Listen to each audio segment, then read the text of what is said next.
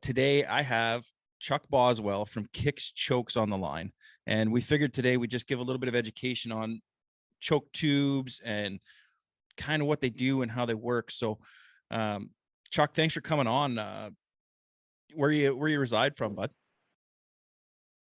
Absolutely. It's great to come on, great to be here. Our business here, we're from the state of Georgia, and I personally live in South Carolina, so we're definitely down here in the South. Yeah, perfect. So I guess we should just get started. Like, what does a choke tube do in general? And how do you, yeah, let's just do that. How's a choke tube work? Okay. Sure. I mean, in the simplest form, a choke tube, you're controlling the size of the pattern from the shotgun using constriction. And what constriction is simply just how much smaller the diameter is than the cylinder bore. So Yeah. I mean that's basically it. You're controlling that pattern size to accommodate whatever your average shot distance is. Yeah. And that's where choking has been done for, I mean, ever since they were shotguns. You had fixed barrels, and they were all set to a certain amount of choke tube or amount of constriction. So Yeah. tighter the choke, the tighter the pattern. Now there's limitations, but we can get into that later. Yeah. But in general, you're just squeezing down the pattern to get whatever size pattern you want at whatever shot distance.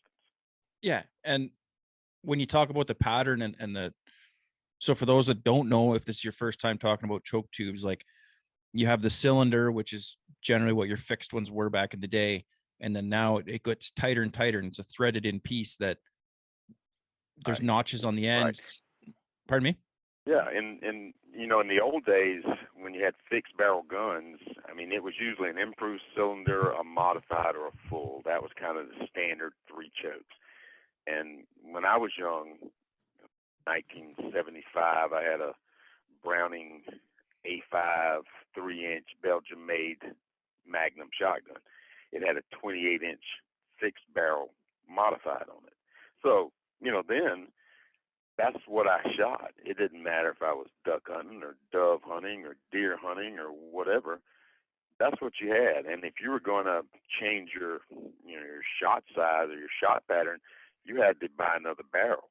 But with the invention of invector chokes, which an invector choke is just a little screw-in steel tube that screws into the end of your shotgun, you can take one shotgun and do anything with it. I mean, you can have something as wide as a straight cylinder bore for a big pattern, and right on down to that same gun, you can get a 12-inch pattern at 40 yards for turkey.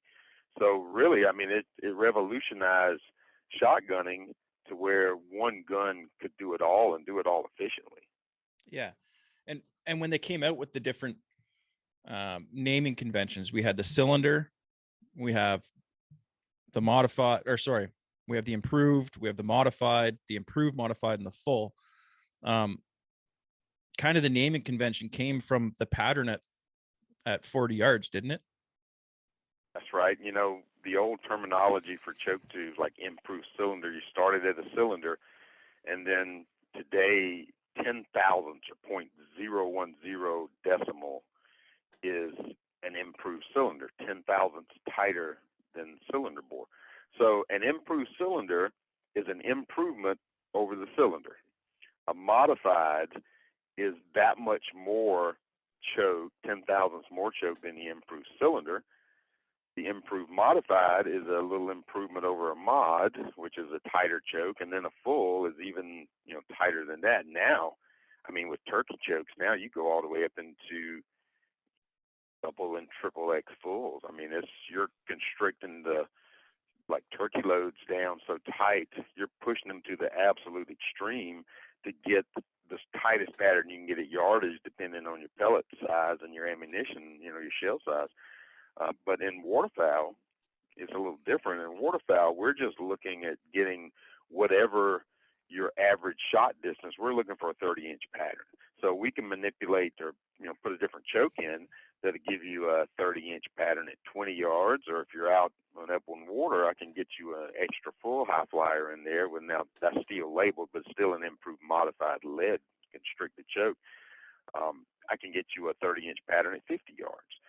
So, waterfowl, wing shooting, clay shooting, competition shooting, you're trying to get the optimum size pattern at your average shot distance, where in turkey or say buckshot for deer, you're pushing the pattern to extreme. So they're a little different. They're always on the extreme end, where waterfowl or wing shooting or clay shooting, you're trying to get that optimum pattern at distance. And what that does for the shooter is it gives you a better margin or a greater margin of error, because you don't want to say you're duck hunting and you got decoying birds cupping in at 25 yards. You don't want that extra full in there, where at 25 yards is probably throwing you a 10-inch pattern. Your margin for error has greatly is just decreased. So we try to get a 30-inch pattern at whatever your average shot distance. Bottom line is, when we put a choke in a gun, I recommend the size for a customer. I'm trying to get him where he has the best chance of taking that bird clean, ethical kill at your average shot distance. And you can do that regardless if the shot distance is 20 yards or 50 yards. Yeah. And I guess generally, like when you look online, it says that it's 30 inches at 40 yards, but you being specified, like you're changing your which choke to buy for the hunting conditions of each different hunter, right? Yeah, we can achieve that 30-inch pattern at whatever yardage almost. So yeah, we're really going for whatever your setup is. I mean, I have some guys that are pass shooters that shoot, like say down here in South Carolina and Georgia. You're going to have two types of duck hunting down here, and the duck hunting's not really good down here, not compared to what you're used to where you are. But here you're going to have wood ducks, which will be 20-yard shots coming into ponds, gum ponds, cypress ponds, or you're going to have open water shooting down on the coast or on some of these lakes. So you're going to have extremes on both ends. And, you can get, what I try to get the customers to, let's get the exact choke you need for whatever your average shot distance. And then if you're going to go out and get on open water every now and then, let me get you one for that. And, I mean, you know how easy chokes are now. Our chokes don't take a wrench. You can change them right there and keep one in your pocket. I sell these little cases, and you put a case in your shooting bag and change them on the fly. I mean, 30 seconds, you're ready to roll if ducks are flying at 20 yards or 50 yards. Yeah. And kind of to add to what you're saying there, like the general standard for a cylinder, just taking a cylinder, right? The 5 notches at 40 yards. The standard was 40% of your shot pattern is in a 30-inch circle. But if you bring that back into 25 yards, they say that you're about 70% of your shot is in that 30-inch circle, right? So it just goes to the money. That's yeah, very close. Yeah, and kind of the neat one that I found was like cylinders 40%, improved you're at 50, modified you're at 60, but then you're only getting, once you go up from modified, you're only at like 5% increments instead of 10, right? Right. That's right. The issue, or well, let's don't say issue. Let's say a concern with hunters, and really, I get duck hunters the same way, turkey hunters the same way. But people want to buy one choke, and they say, okay, I want one choke that's gonna do everything for me. I want to be able to shoot a bird at 20 yards and 50 yards. Well, we know that's not going to work, because you're going to be suffering on one end or the other. If we get it set up to shoot close, then it's not going to shoot it. It's not going to kill a bird at 50 yards. That's the bottom line. If we get it set up to shoot 50 yards, it's just going to you're either going to hit the bird or completely miss him, and it's going to chew the bird up at 20 yards if you got a tight choke. So, we do try to find happy mediums where I could get them one choke and you could do a little bit of everything. But, the design behind screw-in chokes is that you can change that choke out and be perfect at whatever distance. You're not sacrificing anything. You're getting that pattern at 20 or 50 or whatever, 40 or whatever you need.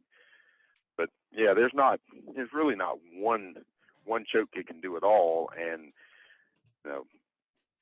you're going to sacrifice one way or the other. If I have customers call me and they say, okay, I want to buy 2 chokes for my gun, and it's a semi-auto gun, I try to sell them a modified and an extra full high flyer, because you got modified is a 30-inch pattern at 30 yards. It's going to get you out to 40-yard maximum. So it's a great choke out to 40 yards. You go with a full, that's a 20 to 50-yard choke. So it's a 30-inch pattern at 40 yards. So you don't have a lot of choking. It's not a day and night difference in those 2 chokes. There's only 10 yards difference in the pattern size.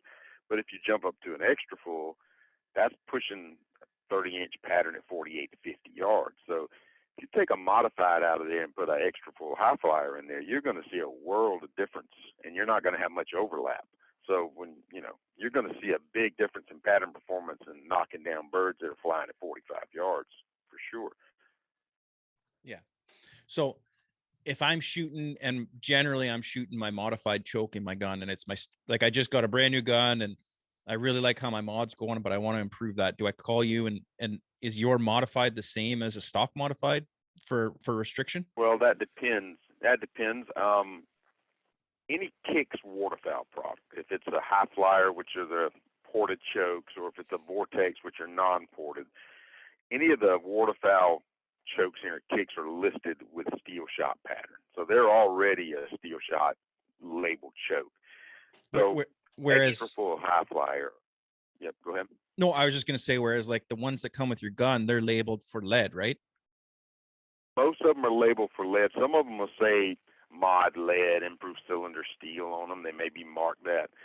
But, the majority of my customers that are shooting waterfowl chokes from Kicks are waterfowl hunting. They're shooting non-tox steel shot. So we label them so they don't have to think about it. Now, if you're going to shoot some doves or some sporting clays with lead loads, bottom line is, rule of thumb in a high flyer, if you take a high flyer full, it's going to shoot steel shot or tungsten or whatever you want to throw out of it. It's going to shoot it with a full pattern. But if you shoot lead out of any of these high flyers, they're going to pattern lead 1 choke size more open. So it would be a modified lead full steel. That's all shooters have to remember. If they're going to shoot lead, high flyers or vortex chokes are going to be 1 choke size more open what they're labeled. And that strictly has nothing to do with constriction. What that has to do with is steel shot is a denser pellet. So the same constricted choke is going to shoot a steel shot in a denser pattern than lead shot, just for the makeup of the pellet. And, I have people say, well, you can't shoot an extra full choke with steel shot. And they're absolutely right. You cannot shoot a lead extra full with steel. But in these high flyers, we try to take any of the guesswork out, because we want you to look at that choke if you're in your waterfowl, and that's what you're going to get. You don't have to cross it over to lead. 95% of my guys that are shooting Kicks waterfowl products are shooting, hunting waterfowl, shooting steel shot. Yeah, and I shoot Kicks. Obviously, it's kind of where I go to. And one of the things I really liked is you had that, it's like a labeled diagram, and it shows you like 20, 30, 40, 50, 60 yards. And then it shows like your ring pattern there. And that's kind of what I based when I chose my chokes, which one I was going with. Right. Yeah, exactly. I mean, we try to make it very simple. And like I said before, turkey and buckshot are different, but when you're wing shooting, whatever it is, we're just trying to achieve that pattern size at whatever your average shot distance is going to be. We're not pushing the choke to extreme. We're trying to achieve a 30-inch pattern at whatever you need it. Yeah. So the biggest question, and don't hate me for this, but I just buy a new gun. Yeah, I think you know where I'm going with this. I just buy a new gun. A lot of guys are saying, you know what, just use the modified that's in that gun. What difference would buying an aftermarket choke be? Like, can you maybe go into that? Sure. Well, without giving you a sales pitch, let me give you some maybe technical information. It's what makes the Kicks chokes different than a standard factory choke. Most factory chokes, and there's some waterfowl guns now that from the factory come with a little extended choke, and some of them may extend to 1/2 inch or 3/4 of an inch, but most of them are non-ported. Most of them are just standard standard non-ported knurled chokes. The difference is, number one, the material is going to be quite a bit different from a factory choke to what we manufacture here. Now, kicks here, we're from a machining background. My dad had a production machining business. He started in 1972, and he machined production components for industrial customers, just a lot of quantity, cap nuts, screws, carbureted, small engine carburation pieces, a lot of high volume small parts. So we come to this industry from a machining background. So we know how to machine, we know how to machine properly, and we know how to machine to make things, or the integrity of the product, very good, because what we were doing in industrial manufacturing, we would get a contractor run 50,000 parts of this or that or the other, and we would manufacture them to spec, and they were checked through quality control, and all that was done at the factory that we sent them to. So we know how to manufacture on close tolerances and keep things how they should be for manufacturing, but we also know how to manufacture to get the best strength or structural integrity out of a product. So what we do, we kind of go around things backwards here. I mean, we came into this industry from machining, not gunsmithing or the gun industry. So we're a machining background. And what we do, we really go above and beyond on choke products and probably what we would need to. We manufacture out of 17-4 stainless steel, preheat treated solid bar. Now, we could manufacture out of tubing like probably the majority of your companies do, and I can assure you every factory choke that you get in the gun is manufactured from some type of tubing. The issue with tubing is, and this comes from our experience in manufacturing, where we manufactured quite a bit of tubing for different industrial customers. Tubing has issues with seams. You're going to have a weak seam in tubing sooner or later. DOM tubing, there's always some weakness in them. So when you get in choke tubes and you're taking that pressure from the blast coming down the barrel and then squeezing down into the restricted portion of the choke, if there's any weakness in there, it's going to swell or it's going to crack. What we do here is we machine out a solid bar. I mean, preheat treated solid bar stock. We drill it all out. We bore it all out. So you can imagine we have a lot more cost involved. We have a lot of time involved that if we didn't have to drill all of this material out, we could produce chokes quite a bit faster. But the bottom line is, get what you pay for with this. You got structural integrity or strength in these chokes.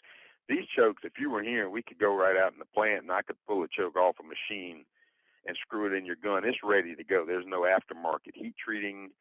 The only thing we don't do in-house here is the black oxide coloring or metal color on it. It's a chemical process, almost like a gun blue, where they blacken that stainless steel. And we only do that on hunting products so they just don't shine out their silver. But everything else is in-house, so it's preheat treated material. And when it comes off a machine, it's ready to go. I mean, if it wasn't for the color, like our Smoke Series chokes, they're polished stainless chokes, and they're really specifically marketed for clay shooters or competition shooters, but we leave those silver simply because you can clean them in any kind of chemical cleaner. 17-4 stainless is not going to rust, not going to corrode, not going to do anything. But in a hunting choke that's black oxide coated, or metals turn black oxide on it, put it in cleaner, they're going to turn gray real quick. It's like a gun bluing process. So that's why we do all the hunting process in the black and the products in the black finish.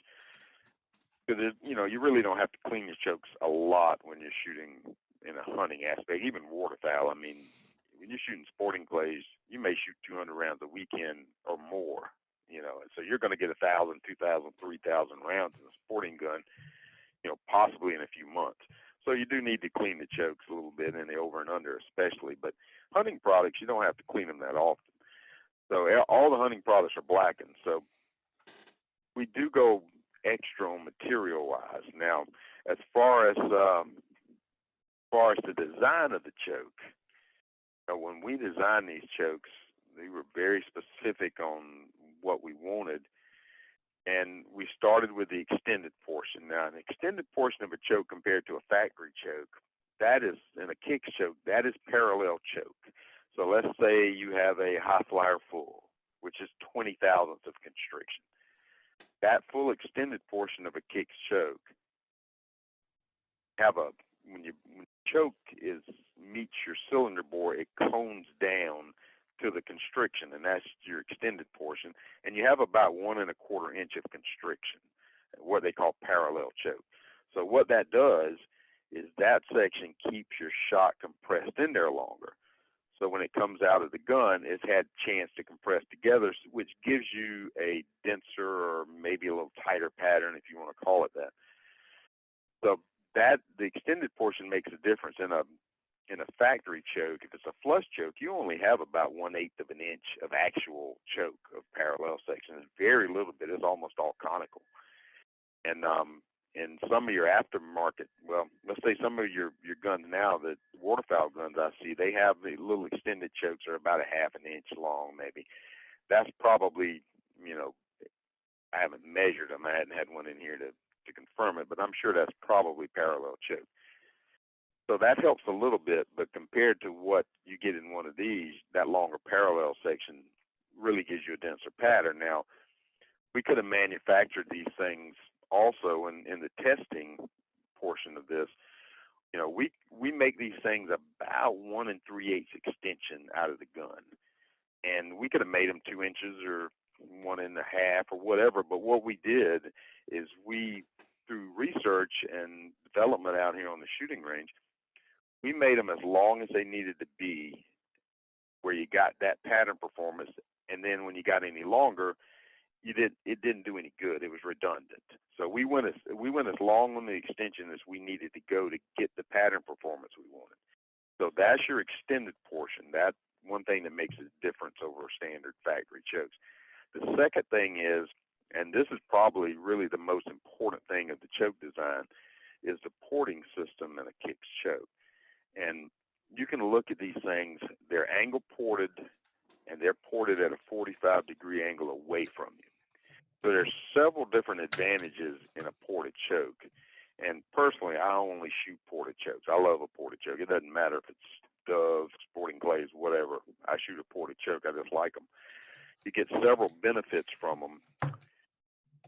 Number one, the main design or idea behind these things was to be aggressive wad strippers. Now, bear in mind, we came into this industry initially in the turkey industry, so we were at extremes. We were pushing chokes and patterns as tight as we could get them. That's what we were pushing it on every choke item we had for whatever shot size. So we made these chokes where they are very aggressive on the wad stripping, and what that does for you, it does two things.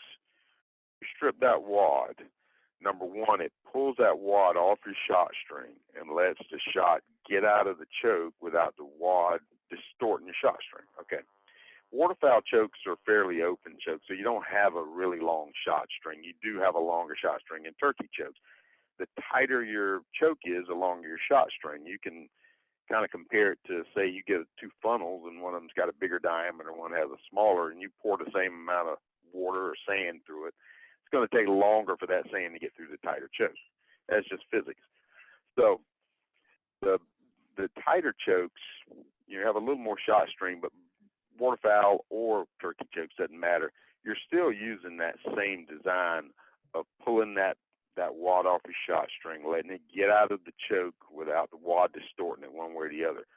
And the second thing is the ports work as a muzzle brake or a braking system for the gases. So when you are porting that gas or breaking that gas off the shot string as well as pulling the wad off of it, you're getting that shot coming out of the barrel together, non-distorted. So what you see as a shooter, with all that being said, you're going to see a more consistent pattern for point of impact. It's not going to move all over the place. And majority of the time, you're going to see a more or denser core pattern. And for turkey, I mean, that's what you wanted. You wanted all that, everything in the core. For waterfowl, the bigger the pattern gets, it's a little more uniform, but it's still slightly core dense. So the engineering behind these things,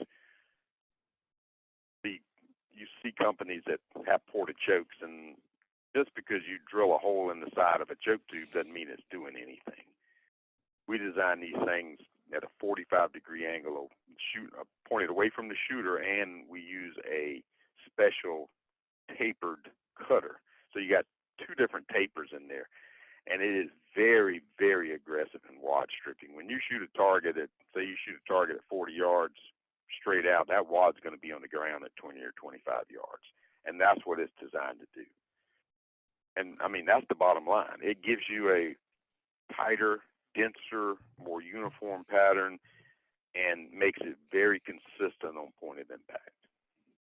So I guess it's fair to say that your stock choke tubes that come with your gun, you can still get a decent pattern out of them, but you won't have the advantages that you just described with regards to the core of your shot string or the actual wad stripping itself, right? That's kind of where it's. That's right. And, you know, another benefit of a ported choke, and I didn't mention it because this wasn't the idea or the intention behind it, but you do get a very nice recoil reduction, muzzle jump reduction benefit out of it. Really almost identical to what you would get if you had your barrel ported, but without the increase in noise. You know, if you have a ported barrel, and I have some over and unders that have ported barrels, and they're very loud. I don't like them. I mean, they do knock down recoil muzzle jump, and some guns do need a ported barrel that really have a lot of felt recoil. But you can screw one of these in. If you're somebody that's sensitive to recoil, you can screw one of these kicks choke in, and it's going to knock 15% muzzle jump recoil reduction right off the bat, you know, teamed with your pattern performance. So that really wasn't the design behind them intentionally, but that's kind of an added benefit you get that goes along with it. So do chokes ever wear out over time? Like after say 1,000 rounds, will they change just a little bit on the internal diameter of them? Or I know that yours are probably pretty solid with the way that you manufacture them, right? Right. Yeah. You know, 17-4 stainless is really about the absolute best material you can get for choke tubes. It's pricing material. It's really difficult to machine. I mean, you have to have everything carbide tooling. It's really, really tough to machine, but the product, the finished product, is unbeatable. And the reason is because it's just hard enough where you don't get any wear, but it's not so hard that it becomes brittle. And when you get past a certain point, like 32 on Rockwell scale, on the hardness scale, you get into brittleness, so you would have chokes crack. So this has enough elasticity to give a little bit without swelling, but also has the strength of it, you know, to withstand thousands of rounds. Now, theoretically, I don't think that you can probably wear a choke tube out. So time to time, I do replace them for customers that have shot thousands and thousands of steel shot rounds, but really there's no measurable difference in the size or constriction of the choke that we can tell. But I can tell you the main thing that customers would want to watch out for pattern performance. Main thing that you really need to look for is keep your eye on the ports. If those ports build up with residue, they'll start losing their wad stripping ability, and that will have more of a pattern impact than anything else. And with these hunting products, you know, gosh, you could probably clean it once a year. If you shoot a case of shells a year, waterfowling, you could probably clean it once a year and not have an issue, and they would be clean. But yeah, that's the only thing I do. In sporting clays, or you know, if I'm shooting an over and under, you get build up between the two chokes, and I have to clean them. But if I'm shooting my Beretta A400, I honestly, even shooting sporting clays or anything like that, competition shooting, I very seldom ever have to clean a single barrel gun. They're almost self-cleaning. The way the ports are designed, they're blowing all that residue away from you. Your barrel stays clean, and honestly, they almost self-clean. But I would encourage guys, if they had a high flyer for a couple of seasons, I wouldn't put them in any chemical cleaner just for the black. Now, if the black's already worn off of them and they're looking great, you can put them in anything. It doesn't matter if it's choke cleaner, rim oil, gasoline, whatever. I mean, you're not going to hurt the choke. But if you've got chokes that are still have the black finish on them that look good, I mean, you can get a little bit of soapy water, warm soapy water, and just throw them in a jar and let them soak a day or two. And then I'll take mine out and take a little plastic brush with even a toothbrush or something like that, and just knock those ports out from the inside and outside, and that residue comes out. I mean, they're clean. That's the main thing. If those ports need to be clean so they can strip that wad, and they'll strip a lot of plastic. So that's really the only thing you should ever have to do. But if we ever get anybody, if we ever have customers that have issues with a choke, whatever. I mean, it's 100% lifetime guarantee on these things for any kind of issue like that. If you don't think it's shooting what it used to, I'm more than happy to exchange for a new one. Yeah. So yeah, that was my next question is how do you clean these things? But you just kind of went over that. Now, if you're cleaning your gun, would you take the choke tube out and just leave it to the side while you clean your gun, or would you put it back in, leave it in, or what would you do there? Well, if you're going to clean the choke, I'd take it out and soak it. I would probably be a good idea to take the choke out and maybe run a little bore brush or something down in the threads inside the barrel, because sometimes you get residue built up, or powder residue or plastic residue built up down where the choke seats in the bottom of the barrel. You probably screwed a choke out of your gun, and down on the threads down there it looked a little dull. It looked, had some residue on it.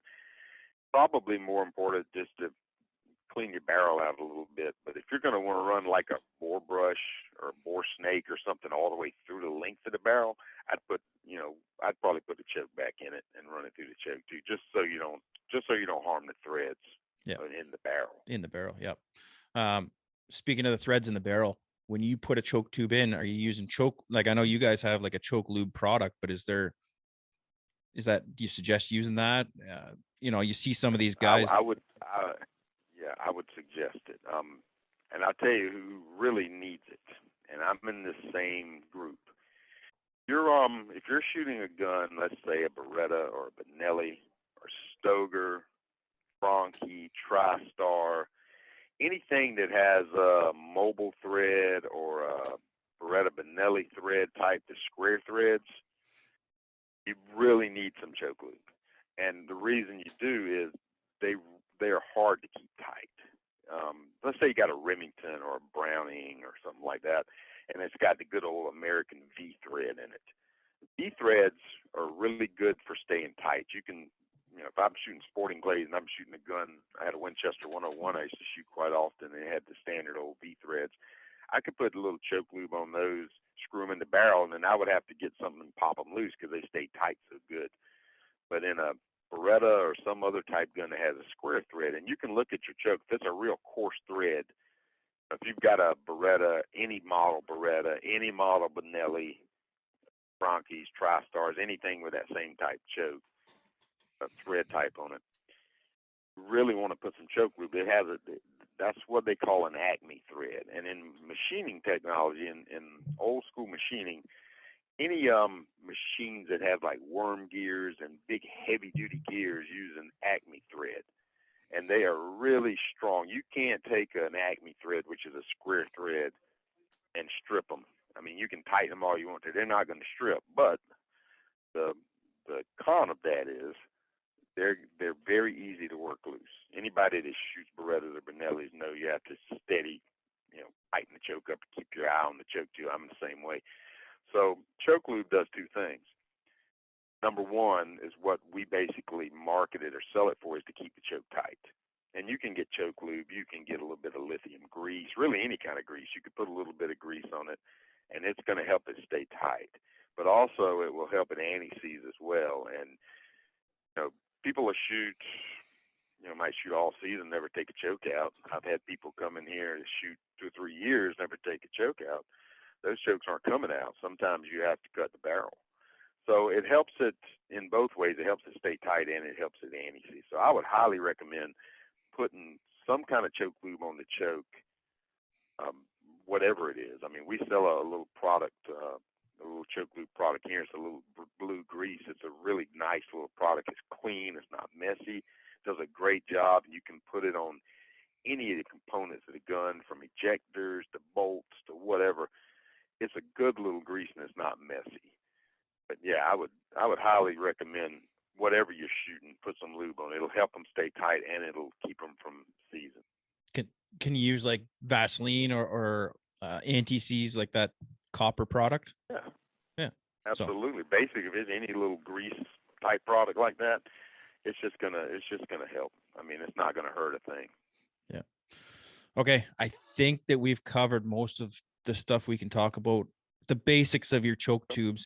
Man, thanks for coming on and helping me out here, and hopefully we see you on the Union 0430 podcast as well. If you're listening to this and you've got a buddy that's hunting with you and right beside you, you always see him turn over and twisting his choke tube back in, tell him, get some choke lube on that thing. Anyway, thanks a lot, Chuck. Appreciate it. Absolutely, man. It's been a pleasure.